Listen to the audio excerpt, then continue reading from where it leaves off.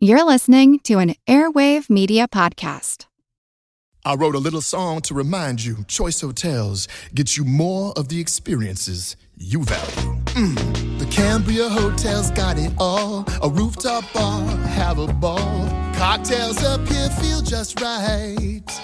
Is Cambria amazing? Alright. Bring a date, your team, or even your mom. Book direct at choicehotels.com. See you on the roof.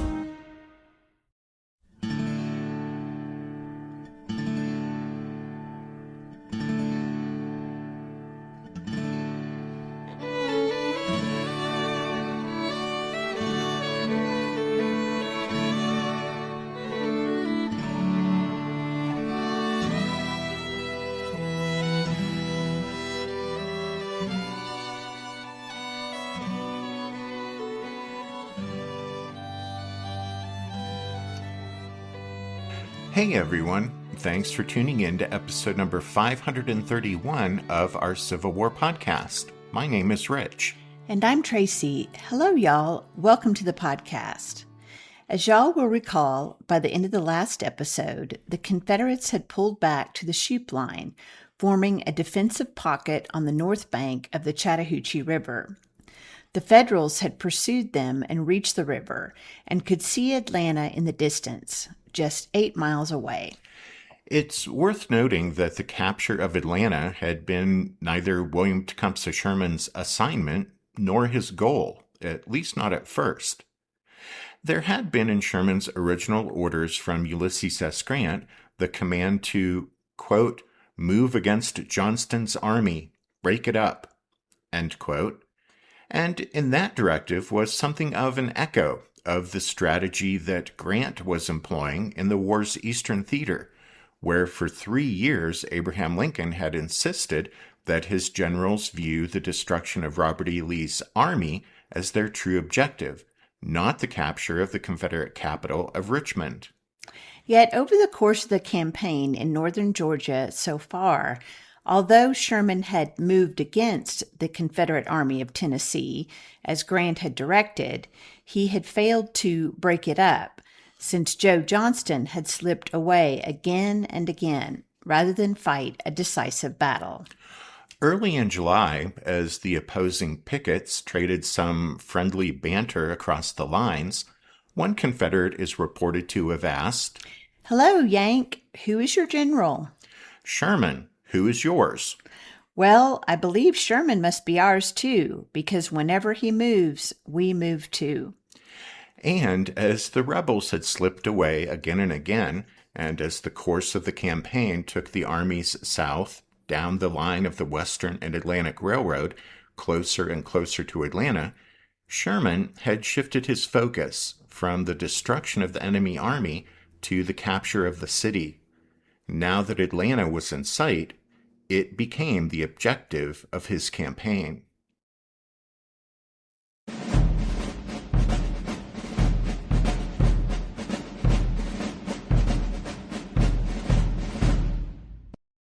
Atlanta owed its existence to the very factor that made it a prized military objective in the summer of 1864, that is, railroads. The Western and Atlantic was completed with its terminus at the sleepy little settlement of Marthasville in 1845. And 9 years and 3 more railroads later, the renamed City of Atlanta was flourishing. But by 1860, it was still little more than a grubby town built around a railroad yard. According to the 1860 census, the city's population was less than 10,000, slaves included, making Atlanta considerably less than half the size of the port city of Savannah, Georgia, 1/3 the size of Nashville, Tennessee, and 1/4 the size of Charleston, South Carolina. Atlanta boasted no navigable river, nor was it the state capital, a distinction that went to the unimpressive town of Milledgeville, 80 miles to the southeast. But by 1860, though small and grubby, Atlanta was the indisputable linchpin of the South's transportation network. thanks to the 4 major rail lines that spun out from the city, leading to different points of the compass. The Western and Atlantic, winding north to Chattanooga, and in mid-1864, serving for most of its 138-mile distance as Sherman's supply line. There was also the Georgia Railroad, running east to Augusta and then branching on to Wilmington, North Carolina, and Charleston. Then there was the Atlanta and West Point Railroad, leading southwest to the state line and thence to Montgomery, Alabama, and the port of Mobile on the Gulf Coast.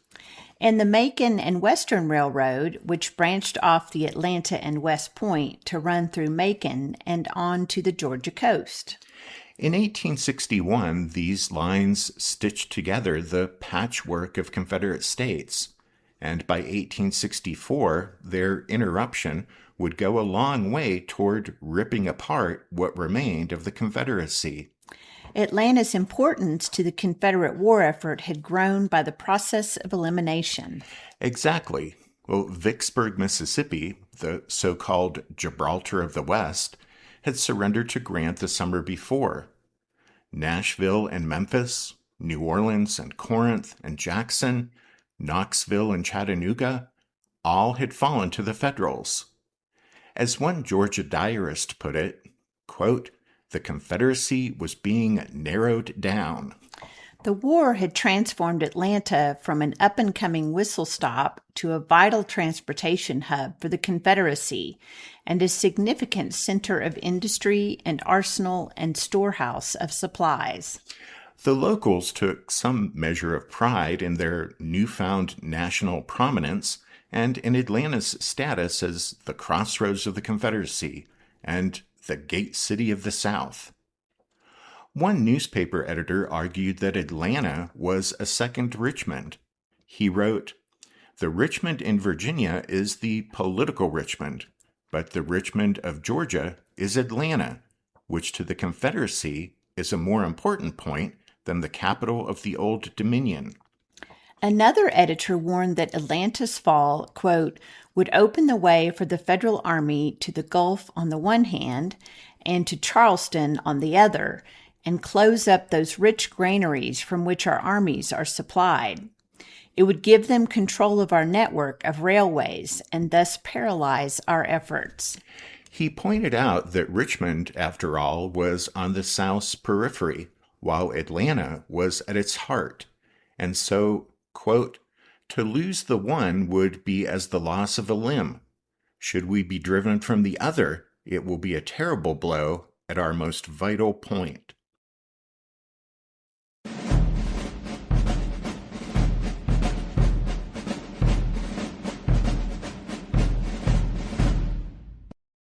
Richmond was the capital of the Confederacy, but by the summer of 1864, Atlanta was, in many ways, the heart of the South. Its capture by the Federals would seriously cripple the Confederate war effort. From Atlanta in late June, Georgia Governor Joseph Brown lectured Jefferson Davis, quote, "This place is to the Confederacy almost as important as the heart is to the human body. We must hold it." And William Tecumseh Sherman came to understand that also.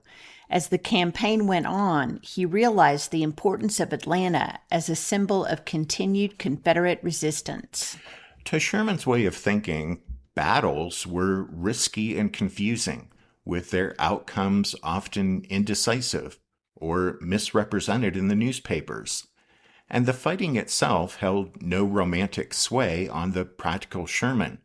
"Its glory is all moonshine," he would later say. But the fall of a key southern city would be an undeniable and tangible sign of the strength of the Federal armies. This point was especially important, what with Grant stalled in Virginia after racking up an enormous number of casualties. Atlanta's capture would signal to Northern voters, as they approached the 1864 presidential election, that the years of toil and sacrifice were paying off, and that the defeat of the rebellion was not a matter of if, but of how and when. How and when was the question now on Sherman's mind, as he considered how to dislodge the Confederates from their fortified line along the north bank of the Chattahoochee. Well, Sherman had learned his lesson at Kennesaw Mountain, so he ruled out a direct assault on the strong rebel works. Instead, he had George Thomas's Army of the Cumberland hold its position in the Confederates' front, while troops from John Schofield's Army of the Ohio and James McPherson's Army of the Tennessee were sent up and down river. Up to this point, Sherman, throughout the campaign, had repeatedly outflanked the Confederate left. However, now he planned to feint in that direction, but swing around Johnston's right flank by crossing the Chattahoochee at a point upstream. Not unlike a boxer who has used a series of right jabs to set up a roundhouse left. After studying the situation and making the decision to cross the Chattahoochee above the rebels' Shoup Line, Sherman sent Schofield back to Smyrna. There he could both act as a reserve for Thomas's Army of the Cumberland and be positioned to march quickly to some point on the river to make a crossing. Sherman also sent Brigadier General Kenner Gerard with his cavalry division east from Smyrna to Roswell, an important little manufacturing town on the Chattahoochee, some 16 miles upriver from the right end of the Shoup Line. Sherman's decision to cross the Chattahoochee beyond Johnston's right was a shrewd choice. Not only would it put the Federals in a better position to protect the line of the Western and Atlantic, but Sherman guessed correctly that Johnston expected him to cross the river downstream in the Sandtown area, below the Confederate left. Johnston's assumption wasn't unreasonable. After all, hadn't the Yankees moved against the Confederate left to flank Johnston out of every prepared position so far? At Dalton, Resaca, Allatoona, Kennesaw, and Smyrna?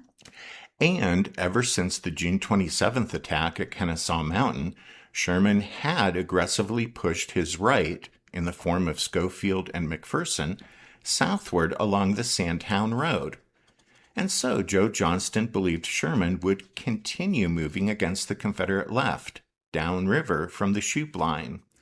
Consequently, Johnston strengthened his forces guarding the crossing points below his fortifications, while only small detachments of Georgia militia watched the upriver crossing points.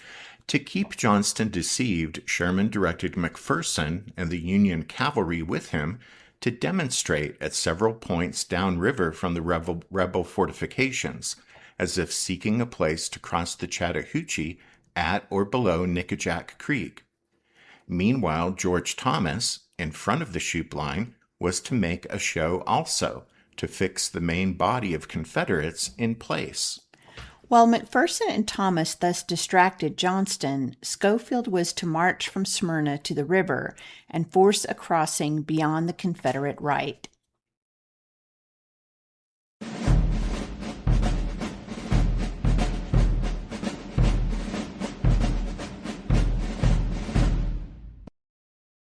Where is Daredevil?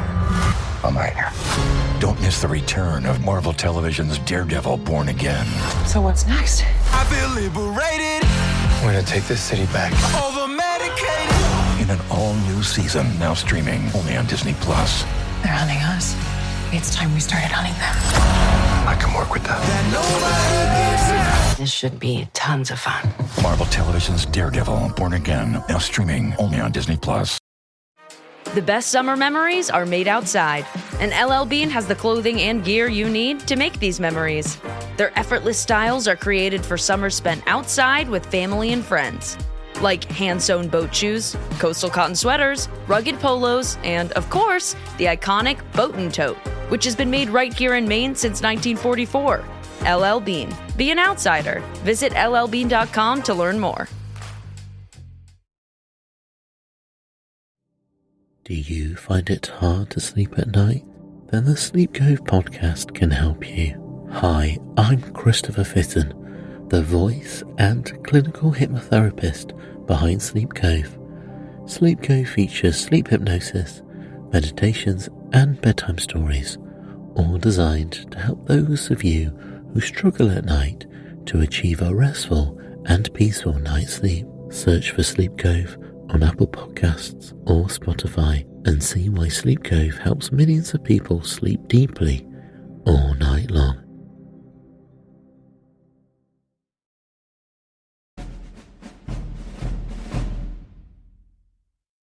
Sherman's plan worked perfectly. As Joe Johnston kept his attention focused downriver, Schofield scouted the river upstream from the Shoup Line and selected a point near the mouth of Soap Creek as the best place to attempt a crossing. The Confederates had destroyed a bridge there, but half a mile upriver, the Yankees found the ruins of a stonefish weir submerged just beneath the surface, a short distance above the creek's mouth. Nearby, a few unsuspecting rebel militiamen stood guard opposite the mouth of the creek. On the morning of July 8th, Schofield marched his men from Smyrna to Soap Creek. At 3 o'clock that afternoon, led by 50 soldiers who splashed across the river on the submerged stones of the fishing dam, one of his 23rd Corps brigades crossed the river and easily secured a foothold on the far shore of the Chattahoochee. Soon after dark, Schofield's engineers completed 2 pontoon bridges, and before long he had an entire division across the river. The next morning, Girard's Union cavalry got across the river at Roswell. The troopers who made the crossing were armed with repeaters that fired metallic, waterproof cartridges.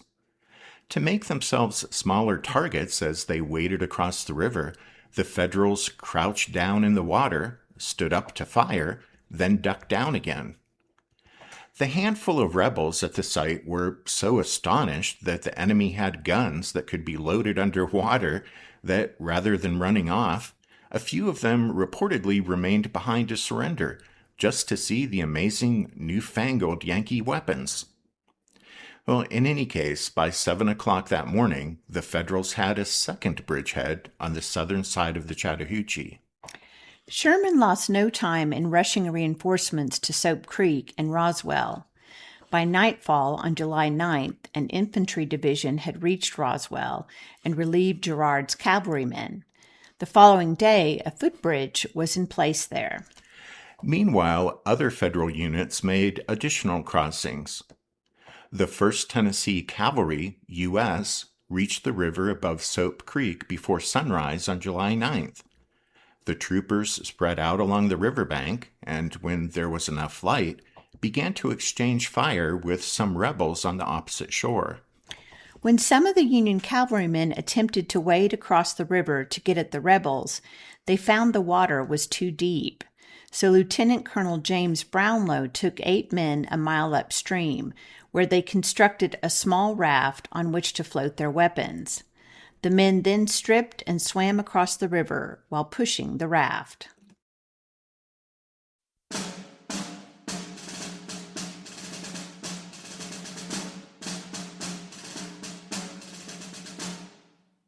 Soon thereafter, a few of the boys were called to the rear, and Colonel Brownlow said, "Boys, we are going to cross that river. It is plain we can't ford it here, and as we have no pontoons and can't very well make a swimming charge, we'll find another way." Then, giving directions for the men at the riverbank to keep up an incessant fire so as to divert the attention of the enemy from the move about to be made, the colonel led his little squad through the brush to a point about a mile up the river, behind a bend, where, lashing a couple of logs together and placing their carbines, cartridge boxes, and belts thereon, they stripped to the skin and, leaving their hats, boots, and clothing behind, swam the river, pushing the raft in front of them. After reaching the far shore, the appearance of 9 naked men with belts on was somewhat ludicrous, and while Brownlow was giving, in undertones, the plan of attack, it was difficult to repress the humorous remarks interjected by the boys. Witty expressions, some of them, that would make the gravest soldier laugh, but would not be appreciated by civilians. "I'll be derned if this ain't bearing our breast to the foe, for a fact," said one. I reckon the Rebs will climb them trees when they found out we're a lot of East Tennessee bear hunters, put in another. Talk low, warned Brownlow, reminding them the success of their attack depended on their quietness until they closed with the rebels. Well, they started with trailed carbines into the cedar thicket, which concealed them from the enemy's view, leaving one man behind to guard the raft, and moved as rapidly as the nature of the ground would permit. But the funny expressions soon gave way to some that were in violation of the third commandment. On this march they were all tenderfoots, and as the sharp stones and dry twigs harrowed the soles of their feet, and their naked bodies were scratched by the cedar brush and stung by insects, some vigorous profanity was naturally indulged in. "Curse slow, men," ordered Brownlow as he turned his head, and in doing so he nearly stumbled to the ground. But as he recovered and went limping along, he admitted, "The occasion is worthy of considerable profanity, but cuss slow, cuss slow." Coming to a road about 400 yards in the rear of the enemy, they formed for the charge and moved quietly forward, unseen by the Rebs, until they got within 40 or 50 yards of them. Then, turning their carbines loose and rushing on them with a yell, some of them got away, but they bagged 12. One of the last to give up was a freckle-faced fellow, half concealed behind a tree. When he surrendered, he threw down his gun and said, "I surrender, but doggone, Yanks, 'tain't fair to come at us in that way. If we'uns had been strong enough to take you'uns, the Confederate government would have hung you all for spies, as you ain't got no uniforms on." Sergeant William R. Carter, 1st Tennessee Cavalry Regiment, U.S., Doors Brigade. James Brownlow was the son of a pro-Union minister in East Tennessee and left college in Virginia to return home and eventually enlist in one of the 20 or so federal units raised in the region. Brownlow would eventually rise to command the 1st Tennessee Cavalry, U.S., when he was only 21 years old. Well, Brownlow was apparently known for acts of daring do, since he was mentioned in his division commander's report for July 9th as having, quote, performed one of his characteristic feats today. However, so unusual was the detachment's nude river crossing that it earned a mention in the August 13th issue of Harper's Weekly, along with an illustration entitled Colonel Brownlow on a Picket Hunt, which showed a handful of armed men wading through the water toward a tree-lined shore, wearing nothing but hats and cartridge belts.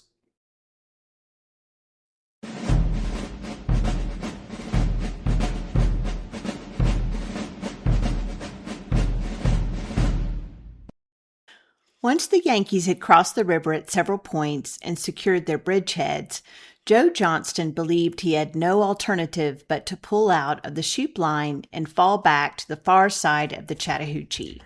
Johnston rejected the idea of taking only a portion of his force out of its lines, crossing the river, and using that part of the army to attempt to erase the enemy's footholds on the opposite shore. And so, during the night of July 9th, 10th, the Army of Tennessee abandoned the Shoup Line, crossed the river, then burned the railroad bridge and took up the pontoon bridges. In doing so, Johnston left Sherman master of North Georgia, from Chattanooga south to the Chattahoochee.